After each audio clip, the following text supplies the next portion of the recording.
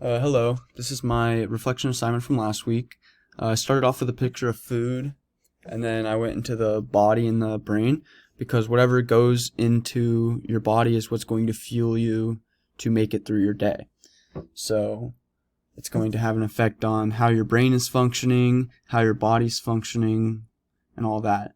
And then I moved to a picture of people exercising, because that also has effect on your body and the brain. And your ability to exercise at a high rate is also going to have to do with what food you put into your body. So if you fueled your body with junk food before you went and worked out, chances are you might get a cramp. You might not be able to do as much as to if you ate healthy.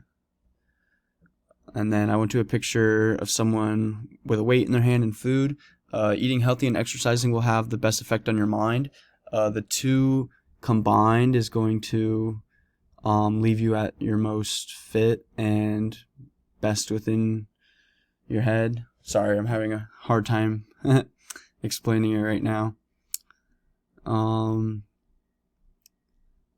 Getting adequate sleep is one of the most important things you can do to ensure a healthy lifestyle.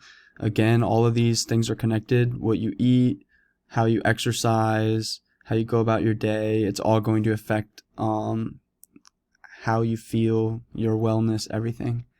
And then I moved to a combination of Venn diagram of body, soul, mind, and in the middle is balance, because you need to have a balance of all.